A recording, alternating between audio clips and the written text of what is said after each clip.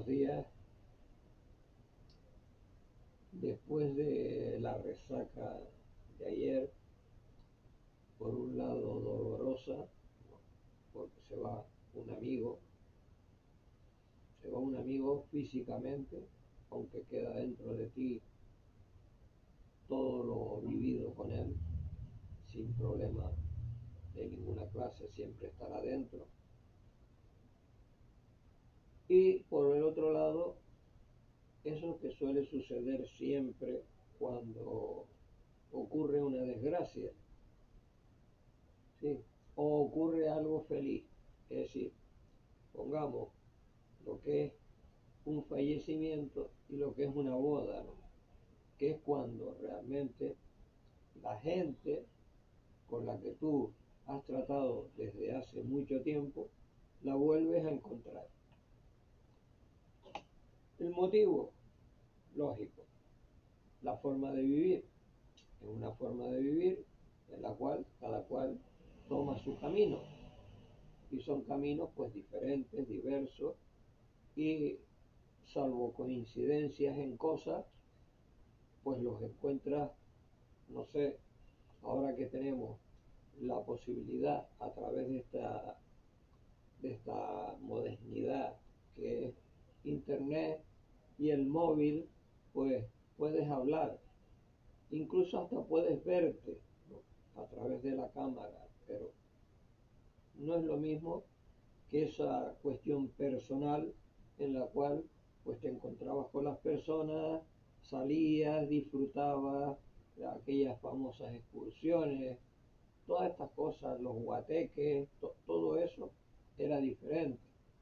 Incluso puedo apuntar que las últimas aventuras que tuve yo dentro de lo que me gusta, la música, ¿no? La música rock, eh, las vivía en lugares concretos, ¿no? En una sala donde pues de repente tocaba un grupo que a ti te atraía, ibas allí y te encontrabas con una serie de gente que no veías en la calle, que no veías, no la encontrabas, sino a través de internet. En cuanto surge internet, pues te empiezas a conectar y el teléfono móvil y tal, ¿no? Pero siempre coincide, ¿no? En que te encuentras con personas que realmente han pasado muchísimos años, pero muchísimos años en los que no sabes nada de ellos. Por ejemplo, ayer me encontré con un amigo, un poquito más joven que yo, un poquito nada más, que había trabajado con mi padre en el Gambrino. Fíjense ustedes, había trabajado con mi padre en el Gambrino. Se han corrido años, pero había trabajado con él. Y que luego tenía una colección enorme de música de ese tiempo irrepetible y fotografías de la Puerta Verde, con el cual pues espero tener una conexión en la cual pues me facilite material y yo le facilite material y tengamos charlas no solo en momentos como ese, ¿no? Sino en momentos fuera de ese lugar donde podamos charlar y tranquilamente, ¿no? Y pasar buenos momentos recordando historias, ¿no? Historias ocurridas tanto de una parte como de la otra, ¿no? Y luego pues también me encontré con Ernesto el Guanche, que era desde los tiempos de Samara, y yo no sabía nada de él, en absoluto, ¿no? No sabía nada de él. Y con él charlé, no demasiado, pero charlamos un poquito y recordamos viejas aventuras. Él luego al final me dijo, bueno, perdona por lo pasado. Digo, no, que vas a perdonar si era nuestra forma de vivir en aquel momento, ¿no? Es decir, que todas esas cosas que empiezas a recordar son en esos momentos. Y este fue en un momento triste, ¿no? Pero también te suele pasar en las bodas, ¿no? Porque de repente se casa no sé quién y en ese sitio de la boda te empiezas a encontrar con gente que ya digo, a lo mejor conoces muy de cerca como conoces muy de lejos, ¿no? O sea que son cosas increíbles, ¿no? Pero bueno, era una forma de romper hoy el hielo en Pureta Today, ¿no? Porque realmente hoy de lo que quiero hablar es de la maestría canaria, sí, de la maestría canaria. Resulta que yo, no sé, no sé si es por influencia paterna más que materna, porque mi madre casi no figuraba en nada de estas cosas, ¿no? Sino más bien en educación, en darme buenos consejos y cosas de estas, ¿no? En atenderme de maravilla, ¿no? Pero siguiendo los pasos de mi padre, mucho más después de que falleció, antes de haber fallecido, bueno, antes de haber fallecido me llevaba a lugares donde realmente eh, fueron muy importantes para mí, como era conocer artistas, era estar en un mundo en el que a mí me gustaba estar, aunque él no se diera cuenta de eso, o se daba cuenta, no lo sé, no lo sé, porque al final terminamos mal, pero lo que fue durante toda esa etapa de visitar barcos, transatlánticos, capitanes, bueno, de todo ese tiempo, conocer a Onassis, a Churchill, conocer a Jacqueline Onassis, conocer a María Cala, conocer a Gila, a Maciel, a Rafael Ibarbia, yo qué sé, a una cantidad de gente en aquella época, yo con desde los 9 a los 12, a los 12 años, porque a los 13 ya fue cuando ya de aquí desaparecí y me fui a la Universidad Laboral de Sevilla, obligado, no porque yo sabía ni a lo que iba, no tenía ni idea a lo que iba. Y ya he contado que allí cuando llegué a Sevilla, ¿no? Después de hacer una travesía, mi primera travesía en barco, en el Ciudad de Cádiz, fue Tenerife Las Palmas, Las Palmas Cádiz, Cádiz por San Lucas de Barrameda y entrando por el Guadalquivir a Sevilla. Ese fue el trayecto, ¿no? Y luego en Sevilla, pues al llegar a la universidad, que era enorme, enorme la universidad laboral de Sevilla, pues claro, me puse en fila y el que estaba delante de mí dijo, usted le preguntó el sacerdote salesiano, bueno, ¿qué especialidad? Y el que estaba delante de mí dijo, electrónica.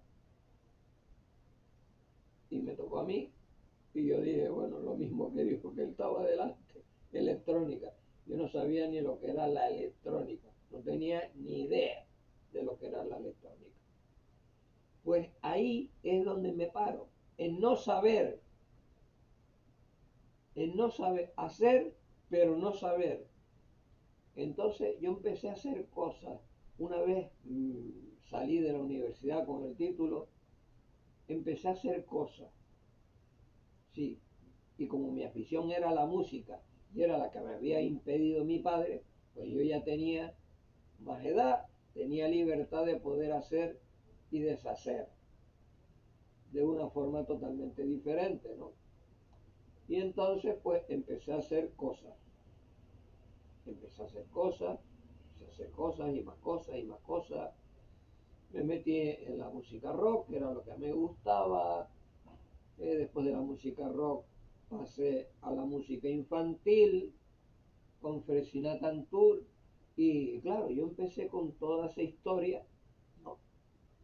Pero sin saber en el fondo lo que era. En el fondo no sabía lo que era. Era hacer algo que me gustaba, sí, que me gustaba hacer, pero en el fondo no sabía lo que estaba haciendo. Entonces, claro, es como estar estudiando en un colegio, ¿no? Estar estudiando en un colegio, eh, todo aquello que luego no te va a servir para nada, sino quizá, a lo mejor como cultura general te vale. Pero claro, si a mí me preguntan ¿para qué estudié yo cuántos quintales metros de cúbicos se sacaban de carbón en Asturias? Yo, a mí, ¿eso que me interesa? A mí que me interesa la fórmula del agua, el H2O. Eso yo, porque sé, yo veo el agua y ya está. Sé que el agua es importante para el cuerpo, ¿no? Pero a mí que sea H2O como el símbolo, yo que sé, del oro, de la plata, eso a mí que me dice, eso a mí no me dice nada. A mí que me importa cuál es la capital de Holanda, a mí eso que me dice, eso es cultura general. Y eso lo puntúan en los colegios para después de entrar en la universidad. Y yo, claro, todas esas cosas que empieza uno a recordar y llega uno a esta edad, ¿no? Y se da cuenta que realmente esa cultura general no hace falta que te la den en el colegio. Esa cultura general la aprendes en la calle. Es la calle quien te enseña las conversaciones con las personas que te dicen, pues estuve ahora en Hamburgo. Y bueno, ¿y Hamburgo dónde queda? ¿Y dónde queda Múnich? ¿Y dónde queda? Es que realmente eso lo sabes por la gente en la calle. Empiezas a hablar, familiares tuyos o amigos y tal. Y empiezas a conocer cosas. Pero realmente donde estoy centrado, ya lo digo, es en algo en lo que realmente te gusta de verdad. Es decir, si a ti en el colegio ya de entrada, cuando eres un niño, eh, empiezas a mostrar cierta afinidad con algo determinado, pues lógicamente ahí es donde debe esa persona adquirir los primeros conocimientos para luego ampliarlo. Es decir, si a una chica le gusta la costura, la confección, la moda, ser actriz, lo que sea, bueno, pues, hombre, se le enfoca, se le enfoca desde ese momento, se le empieza a dar posibilidad. ¿Para qué quieres tú, para qué quieres ser una chica, para qué quieres ser modelo y saber, no sé, saber cuál es la capital de Portugal? Eso, si le dicen vaya usted a Lisboa a exhibir modelos, pues saben que ya sabe que es en Portugal porque le dicen tienes que coger el barco, el avión y el avión te lleva a Portugal, a Lisboa, ¿no? Y ya sabes que Lisboa es la capital de Portugal.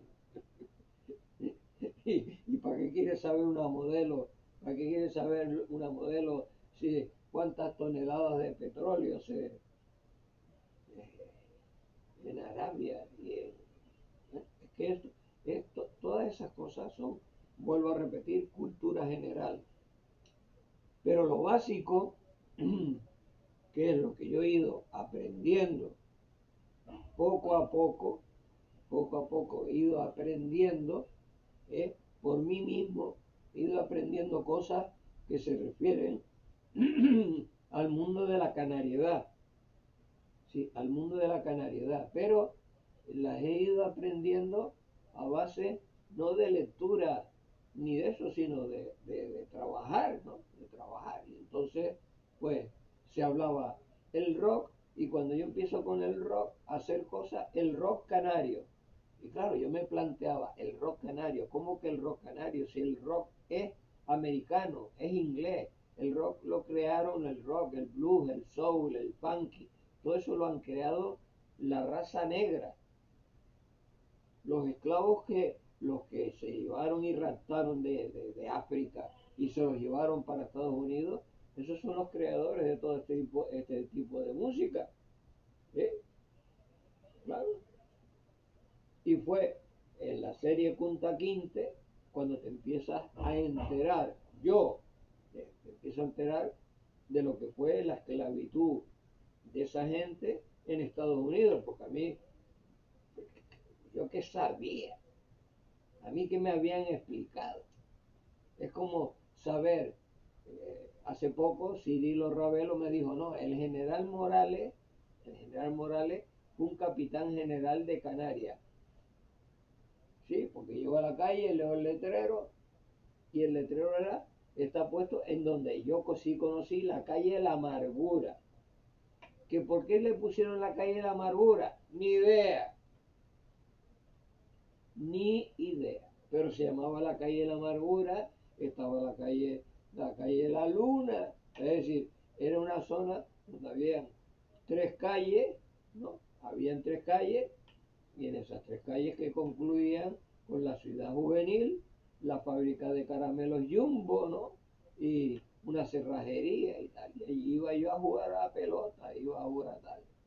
Y a divertirme con la ciudad, en la ciudad juvenil e irme relacionando con la gente de Radio Juventud de Canarias.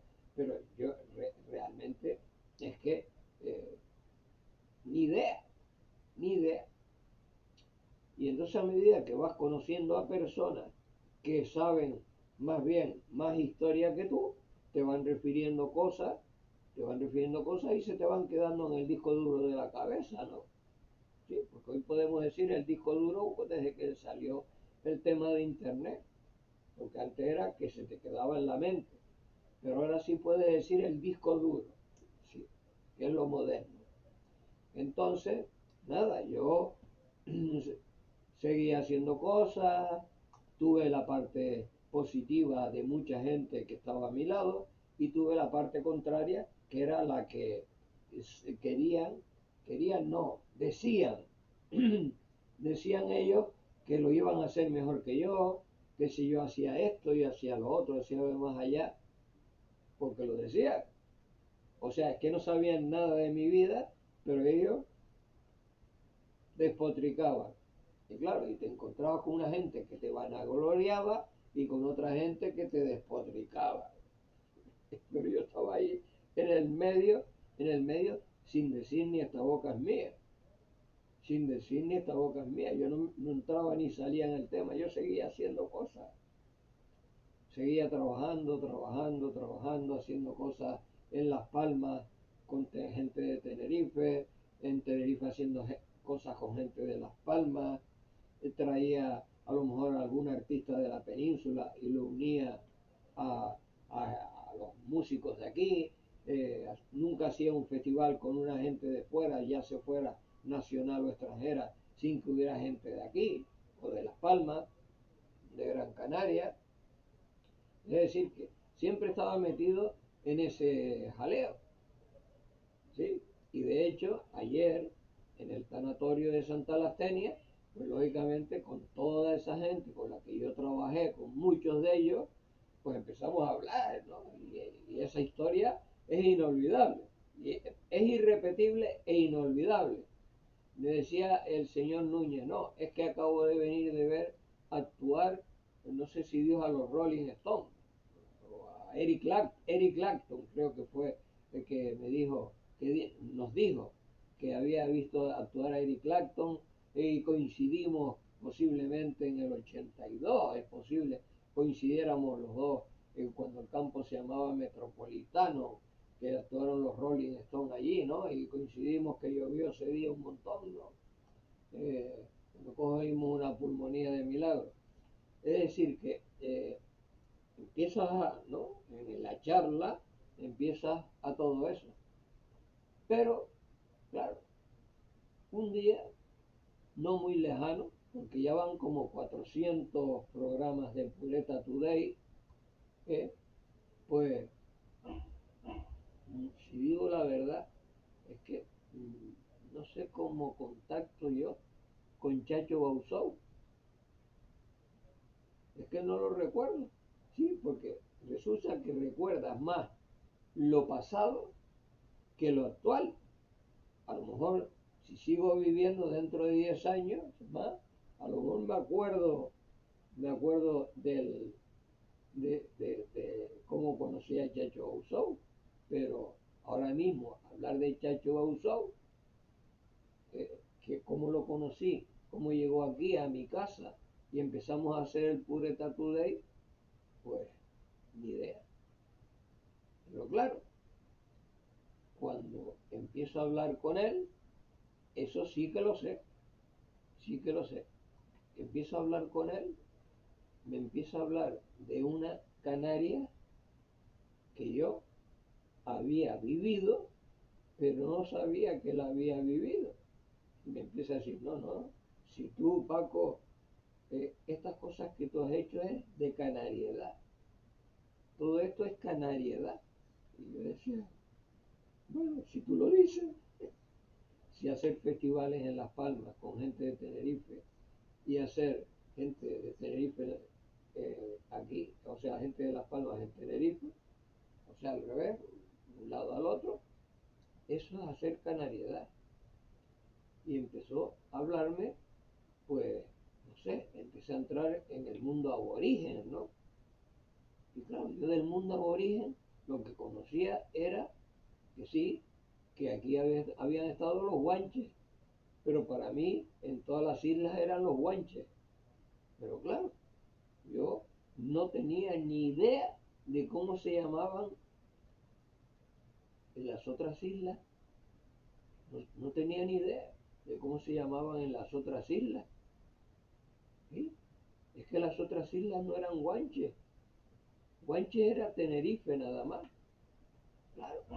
Y entonces, a través de Chacho Gausou, empecé a enterarme de cosas que ni idea. Y él me empezó a explicar, me empezó a hablar.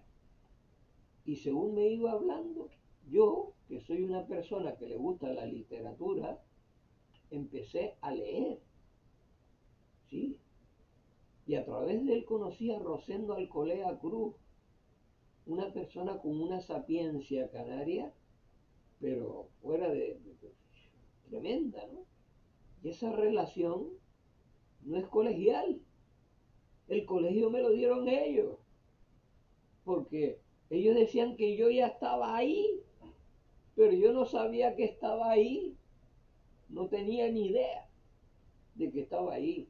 Y claro, el sentido mío de hacer las cosas en la música, en el cine, con gente nada más que de Canarias, era hacer canariedad, ¿sí? Aquellos festivales eh, antes del Rock and Field 77, durante el Rock and Field 77 y luego todo lo demás, y lo de los niños, todos los niños, aunque habían chicos que eran de Latinoamérica, de Argentina, de Uruguay, ¿sí? Habían gente de otros lugares, ¿sí? Dentro del colectivo, pero que residían aquí, residían como un canario más, como un tinerfeño más, ¿no? Entonces, claro, yo empiezo a unir todo aquello. Javier Paradas también era, no sé si había nacido en Venezuela, sí, pero estaba aquí y aquí se conformó, ¿no? Paqui Armas no, Paqui Armas sí creo que aquí, Juan Mesa en la Orotada, digo, en La Gomera, Juan, el bajista también de aquí, después cuando hubieron los cambios, José Carlos de aquí, eh, Prem, mi primo hermano de aquí, es decir, que empiezas a mirar, ¿no? Toda la historia, el Hotel Diplomático, el Club Agogo de La Laguna, Casa Cinesio, empiezas a mirar el Iberia, donde yo lo convertí en Iberclub en un momento determinado. Eh, le- sí, la vida que yo viví, que yo pude vivir en un momento determinado cuando era el carnaval, que ahora es fiesta de disfraces, ¿no? Todas esas cosas, pues sí, al vivirlas, lógicamente las he vivido en la calle. El que, por ejemplo, aquí en la azotea de mi casa, que era muy chiquitita, porque todo lo demás era de tejas inglesas, que había un pequeño espacio, no era una azotea grande, sino un espacio chiquitito, muy reducido, pues ahí se quedó Antonio Cubillo. ¿Sí? Y yo que sabía quién era Antonio Cubillo, no tenía ni idea, ni la menor idea. Me vine a enterar quién era Antonio Cubillo mucho después. Y también se quedó un chico que era gay, que en aquella época, pues sí escuchaba a mucha gente despotricar y hablar mal Decía, mira tú, que el hijo de fulano de tal le salió maricón. Eso lo escuchaba, pero en mi concepto yo, aquello no le daba ningún tipo de importancia, pues yo que sabía de nada. Yo ya comenté que con 12 años tuve mi primera experiencia sexual, ¿no? Con una señora que podía ser, yo qué sé, mi madre, ¿no? Que me engatusó, me engañó y me metió en ese mundillo, ¿no? Pero es que son cosas que te suceden en la calle. Vuelvo a decir lo mismo, porque a mí en el colegio ni en mi casa me enseñaron a nada de eso. No tenía ni idea de qué era eso. Eso era una cosa natural que a veces tú mismo la sentías, pero no sabías por qué la sentías, ¿no? O sea, ni idea.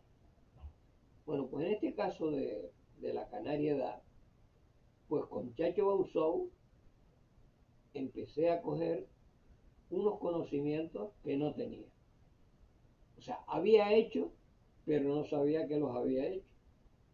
Y él fue el que empezó a decirme, no, Paco, si tú eres que hiciste esto, hiciste lo otro y más allá. Y luego fue cuando me presentó a Rosendo y empecé a enterarme pues de Cuna del Alma, de Granadilla, de cosas que pasaban.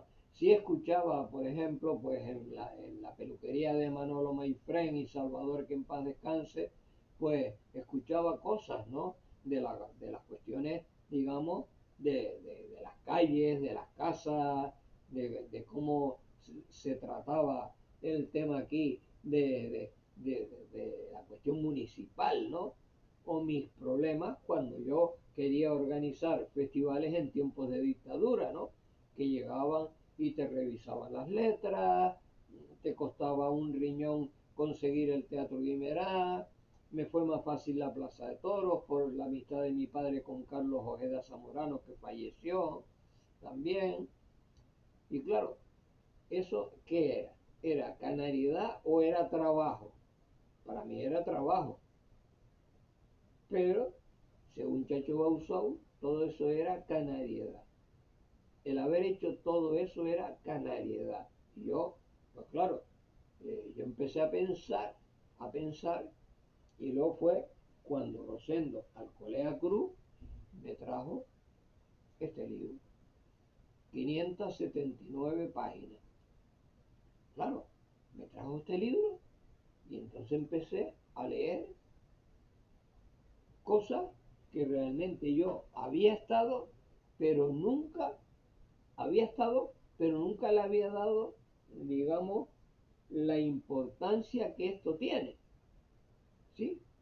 Porque, por ejemplo, cuando vino Gigi de Movieplay, cuando me nombraron jefe de promoción de musical de Movieplay, vino Gigi como el fotógrafo de Movieplay a tirar fotos a todos los grupos que Marian Bautista había seleccionado para que ella comprarle los discos y venderlos aquí en Canarias, ¿no? Y entonces fue cuando en Las Palmas, en las cuevas de Valerón, se tiró la foto de Teclados Fritos. ¿Y qué eran las cuevas de Valerón? Yo que sabía, las cuevas, sí, bueno, me imagino.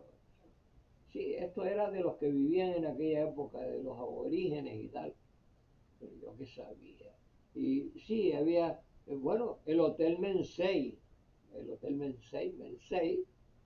sí, Mensei, pero ahora sé lo que era un Mensei, sí, claro, es que todo eso.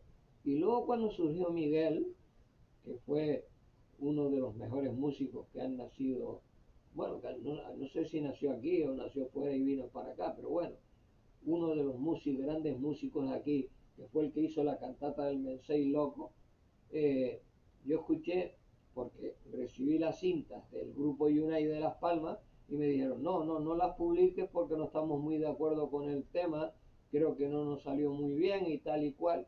Y yo pues, las escuchaba aquí, las escuchaba en mi casa, no aquí, sino donde vivía en ese momento. Y yo escuchaba aquello como una cosa de rock más, pero no dándole la importancia de lo que la letra decía, porque no era una cosa en la que yo estaba centrado, no estaba, pero nada centrado en ese tema. Entonces, claro, al llegar y, y Chacho Bausou empezarme a decir todas estas cosas que no sabía, pues entonces empecé, ya te digo, a entrar en el tema. Y entonces empiezo a darme cuenta de que aquello que había visto en la televisión de Kunta Kinte, que creo que vi todos los capítulos, me di cuenta que aquí había sucedido lo mismo, igual. Y luego me empecé a dar cuenta de que las islas no se llamaban así, ni Las Palmas de Gran Canaria, que es un invento, ni Tenerife, que es otro invento, ni, y que la única isla que se llama como se llamaba en la antigüedad era La Gomera. De resto todas las demás se llamaban de otra manera, ¿no? Y entonces empecé a pensar y dije yo, bueno, pero vamos a ver, ¿quién le cambió todos los nombres a las islas? Los castellanos, cuando vinieron y colonizaron. Porque claro, yo sabía que la isla había sido dominada por los españoles, lógico, eso lo sabes, ¿no? Desde pequeño. Si eres aquí, eres español, lógicamente es porque, lógicamente es porque esto lo colonizaron los españoles, ¿no? Entonces, claro, si hubieran sido los ingleses, pues serías inglés, y si hubieran sido los portugueses, hubiera sido portugués, ¿no? Es decir, eso sí, habían cosas que no eres tan torpe como para no saberlo. Pero el tema de la esclavitud, el tema de que la gente de aquí la cogían y se las llevaban para allá, el tema de que otros eran unos vendidos y se aliaban con los españoles, y el tema de la victoria de, o sea, la matanza de Acentejo. Yo decía, la matanza de Acentejo, bueno, para mí como el hijo de los vinos, yo qué sé, hasta que me enteré por qué se llamaba la matanza de Acentejo, ¿no? Que había habido una matanza de españoles allí y de los propios, de los aborígenes. Había muerto allí mucha gente, ¿no? Y que el conquistador de la isla de Tenerife, que tardó, también me enteré que tardó 90 y no sé cuántos años en ser conquistada, porque no la podían conquistar de ninguna de las maneras. La habían intentado no solo ellos, los españoles, sino otra gente, y todos habían fracasado, mientras que las otras islas fueron más fáciles de conquistar. Pero esta era, vamos, muy difícil. Claro, yo todas esas cosas, ni idea, ni idea. Si no es por Chacho Bausou, ni idea, ni la más mínima idea. Y luego lo argumentó Rosendo Alcolea Cruz con, digamos, a nivel sapiencia, ¿no? Porque Chacho es más de saber, de corazón, no sé, de sentimiento, ¿no? Pero Rosendo, aparte de esas cosas, ¿no? Aparte tiene una sapiencia e incluso da charlas y, y te muestra el juego del palo. Y luego con Damaso empecé a conocer, a tener conocimientos de lo de la lucha canaria, porque yo, bueno, yo pasaba por la Plaza Toro, lucha canaria, y qué sé, lucha canaria, qué maldad.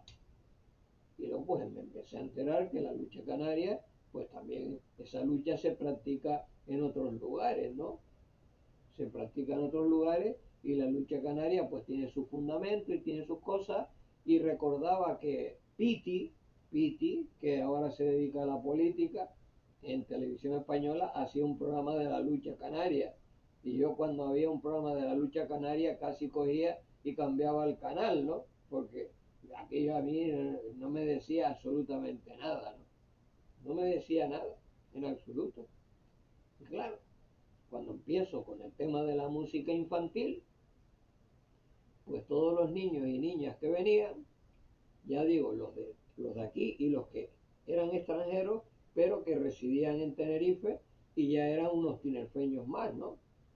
Entonces, hablando con ellos y tal, me fui dando cuenta de que la cuestión, todo el mundo tiraba hacia la ranchera y el corrido mexicano, o como se suele decir ahora, mexicano, con X, ¿no? Porque antes lo decíamos con J, ¿no? Y entonces fue cuando empecé empecé a leer por mi afición a la lectura, que es lo que me ha enseñado la lectura de libros, que es lo que me ha enseñado a conocer la historia universal, ¿no? Y empezar a conocer lo que es la mandanga, ¿no? La mandanga, ¿no?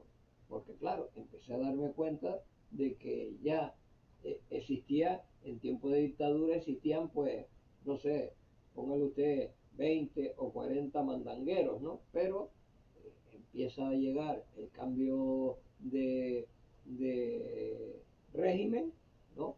A un punto en el cual tú, pues, decías, bueno, pues ahora con este cambio ya no tengo yo que ir a llevar las letras a que las revisen porque se acaba la censura. Ahora yo ya tengo el Teatro Guimerá, en vez de pagar 15.000 pesetas de alquiler, me lo darán de gratis, o yo qué sé, o le pagaré nada más que a los porteros o al taquillero. La Plaza de Toros podría hacer un montón de festivales, ¿no? Y hacía un montón de festivales en dictadura, pero bueno, ahora haré toneladas de ellos. Podré traer artistas de la península a precio más bajo. O sea, podría hacer cosas totalmente diferentes y mejores. Pero claro, empiezo a ver que todo empieza a subir, a subir, a subir, a subir de precio, y que no solo eso, sino que me empiezo a enterar de que en Yugoslavia, el tema de ahora de Rusia con Ucrania, el tema de Gaza, de Israel, de tal, de Irak, de no sé qué, me empiezo a enterar de todas esas cosas a través de calle, a través de la calle. Yo digo, pero, ¿dónde está ese cambio? ¿Dónde está ese cambio? Es que no entiendo, ¿dónde está el cambio? Pero si todo cuesta más caro, si todo es peor, pero si en dictadura era malo, pero esto de ahora, ¿qué es? ¿Qué es?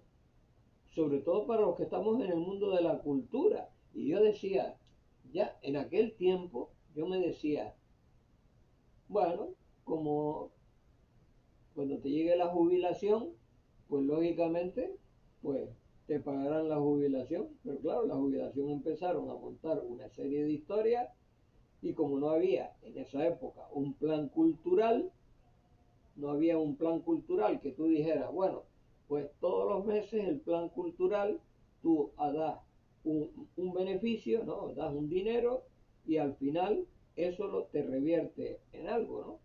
Entonces, como vi que eso no estaba sucediendo porque empezaron a montar que si no sé cuántos años y no sé qué para cobrar, la Sociedad General de Autores de España me pasó un elemento de jubilación y yo lo empecé a pagar, y al final hubo una liquidación que era una basura de liquidación, es decir, con eso no tenía ni para rascarte.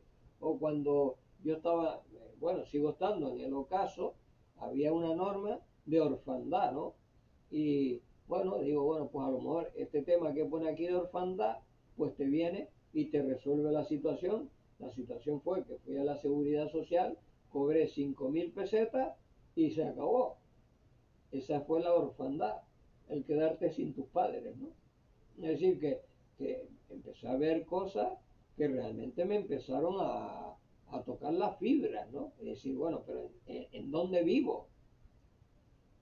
¿Esto qué es esto? ¿Qué es esto? Pues claro, después de haberme recorrido toda Europa, menos Escocia y Irlanda, que son los dos sitios que no estuve, ¿no? En los dos sitios de Europa que no estuve fue ahí.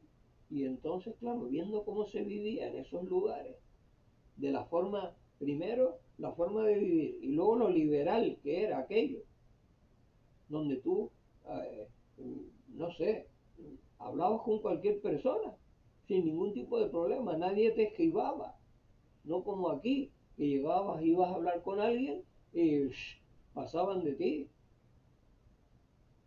O recuerdo muchas veces que aquí, decía en un taxi, mira, lléveme a tal sitio.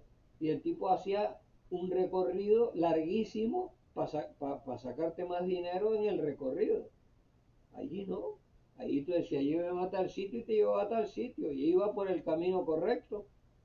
Yo es que esas cosas las empecé a vivir fuera de aquí. ¿Sí?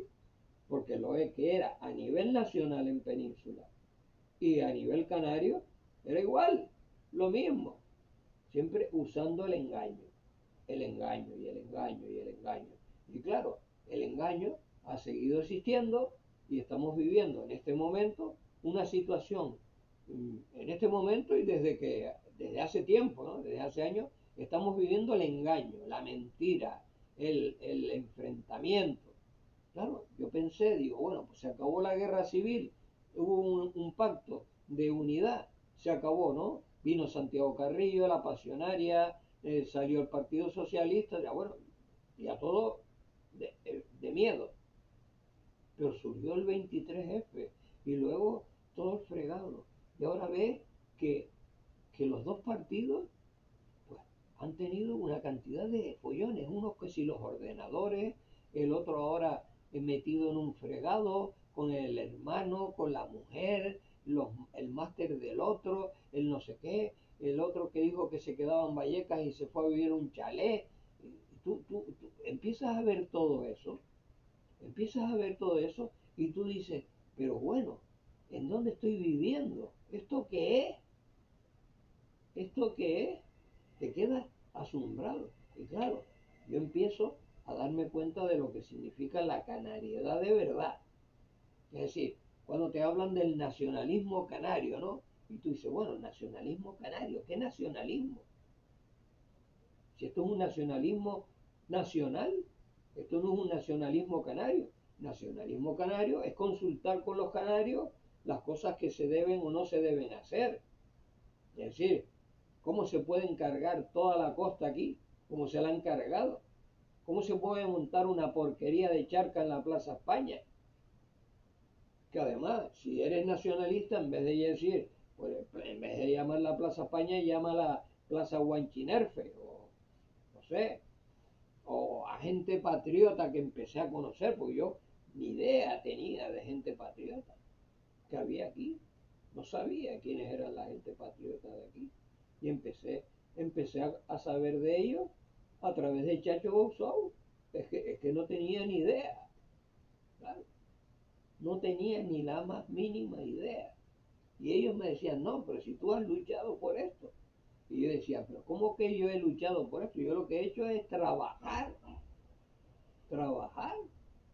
tratar de hacer cosas en favor de lo nuestro, de lo propio, sí, y encima llevándome palos muchas veces por hacer cosas de lo nuestro. Es decir, que te encontraba en la división que sigue existiendo. Entonces, claro, aquí me quedó demostrado el otro día, el día de las Fuerzas Armadas, ¿no? Donde la multitud era una multitud y luego lees a gente que se mete con los legionarios, que se mete con el rey, que se mete con el no sé qué, pero después acude al acto. Es decir, si tú no estás a favor de una cosa, no vas, te quedas en tu casa y pasas de todo ese tema. Pero eran multitud. Y no quiero decir ya con la Legión que yo me quedé, pero sorprendido, cuando empiezan a tocar Paquito el Chocolatero y todo el mundo se sabía la canción, todo el mundo cantando y aplaudiendo todos los ejercicios que hacían, ¿no? Claro. Entonces, ¿qué demonios nacionalismo es ese? ¿Qué nacionalismo es ese? ¿Ustedes creen que en Cataluña o en Vascongada eso ocurre? ¿Ustedes creen que esto que pasó aquí, el Día de las Fuerzas Armadas, se celebra en Cataluña y se celebra en Vascongada? ¿Ustedes creen en eso? Porque ahí sí son nacionalistas, de verdad. Son nacionalistas de verdad, claro. ¿Sí? Pero aquí es una cosa que es una palabra que adoptan, pero al final eso no existe. No existe en absoluto. No existe en absoluto. Yo el día de las Fuerzas Armadas yo no vi a nadie con banderas canarias. Todas eran banderas españolas, todas. Todas eran banderas españolas las que habían allí. ¿Había alguna bandera canaria? ¿Se mostró alguien en favor de ese asunto? Nadie. Yo no vi a nadie. Yo, a lo mejor había, pero yo no lo vi. No lo vi. ¿Dónde estaban los nacionalistas canarios? No lo vi. Yo no pido que protesten, ¿no? Yo no digo que salgan a protestar, ni que haya jaleo, ni nada de nada, sino simplemente mostrar su canariedad. Y eso es lo que me decía Chacho Ousou, que yo, con esos festivales que montaba, en Las Palmas, en Tenerife, van con gente de allí, de gente de acá, el coger a los niños, llevarlos para aquí, para allá, el tener este conocimiento de la esclavitud del aborigen, la forma de colonizar, el cambiarle los nombres a los aborígenes por nombres nacionales de santos, yo haber vivido el nacimiento de mis dos hijos y no poderle poner el nombre que tú le quieres poner directamente, sino que le tienes que poner un nombre de santo anteriormente, el haber estado 5 años en una universidad como si estuvieras en un seminario, con misas diarias, el Santo Rosario, todo eso. Claro, es que si tú vas a una universidad a estudiar arquitectura, electrónica, carpintería, fontanería, presa, es lo que vas a estudiar. Pero claro, como estaba regida por salesianos, al final aquello se convertía en un seminario. ¿Sí? Al final resulta que tenía más importancia tu enseñanza educativa de la religión que del propio trabajo que ibas a ejercer, ¿no? Pero todas estas cosas de verdad las empecé a pensar a medida que iba avanzando en edad. Porque claro, encontrarte con gente como allí, te encontraste después, por ejemplo, yo en mi caso me encontré con José Luis Perales, que después triunfó como músico y compositor, ¿no? Encontrarte con gente que tenía una valía, ¿no? Pero un día pues apareció por allí Peralta, con el caballo, haciendo exhibición con el caballo y tal. Y claro, hablaban de que era muy tradicional el tema, aparte del flamenco, era muy tradicional, la canción andaluza era el toro, ¿no? Y yo, claro, yo tampoco le daba, digamos, valor a aquello, porque yo me salí aquí de la Plaza de Toros cuando vino a torear Palomo Linares y el cordobés, me salí de la Plaza de Toros, ¿no? Porque aquello a mí no me agradaba que mataran a un toro, en absoluto, que lo esclavizaran al toro y luego lo mataran, ¿no? No, no me gustaba y me salía. Y en Sevilla, en la maestranza de Sevilla, cuando me llevaron los salesianos allí, yo me salí de la maestranza y me senté en la Torre del Oro, que está enfrente. Me senté allí, en el muro. ¿Por qué? Porque aquello es que a mí no me iba. Y lógicamente me fui dando cuenta de que mi mundo estaba muy vinculado al mundo animal, digamos, que tú puedes estar con ellos, porque no vas a estar con una serpiente, ¿no? Que te puede matar, ¿no? No, claro, ni vas a estar con un cocodrilo, pero con un perro, bien desde pequeñito lo tienes contigo, un chimpancé, un animal que tú puedes tener contigo, pues para mí fenomenal, una gacela, un conejo, un hámster, no sé, un animal que tú, un gato, no sé, ¿por qué voy yo a maltratar a un animal? Esas peleas esas riñas de gallo, esas riñas de perros, pero digamos que empieza empiezas a ver todo eso y a analizar todo ese tiempo, y tú dices, pero vamos, ¿por qué la gente tiene esa morbosidad, ese deseo de muerte, pero con lo bonito que es estar en paz, lo bonito que sería que el Putin y el otro de Zelensky, o como se llame, hablen, se lleguen a un acuerdo y se dejen de estarse matando gente, muriendo gente, o en Israel y Gaza ponerse de acuerdo, cuando ya a los israelitas, ya a los judíos, ya se les defendió, cuando los nazis se les defendió, ahora qué rollo es que bueno, empiezas a mirar todas esas cosas y te vas dando cuenta de que las lecciones que te dio y te sigue dando Chacho Bouzou son las lecciones más bonitas que me han dado cuando ya, digamos, según él y según Rosendo Alcolea Cruz ya había hecho cosas, pero que yo no era consciente de ello, no era nada consciente de ello. Me empecé a dar que tenía conciencia de ello, aunque todavía lo tengo entre paréntesis, ¿no? Lo tengo entre paréntesis, no lo tengo del todo claro, ¿no? Porque yo no me gusta confundir lo que es canariedad con trabajo, porque la canariedad la llevaba, porque hacías todo con gente de Canarias, pero era un trabajo que al final no me ha rentado, porque al final me he quedado con la no contributiva, que son 500 y pico euros al mes, y empecé con 300 o algo así, 300, 400, y ahora subieron 50 euros, que bueno, eso fue algo increíble, ¿no? Para este gobierno, ¿no? Que tenemos, que esto, no, y el otro anterior y el otro, ¿no? Empiezas a ver todos los que han pasado por ahí y empiezas a ver estos gobiernos y lo ves al presidente del gobierno de aquí que no pinta un carajo, ¿entiendes? Manda más un alcalde que el presidente, pues te das cuenta de que realmente, pues, es que no sabe ya por qué decantarse, ¿no?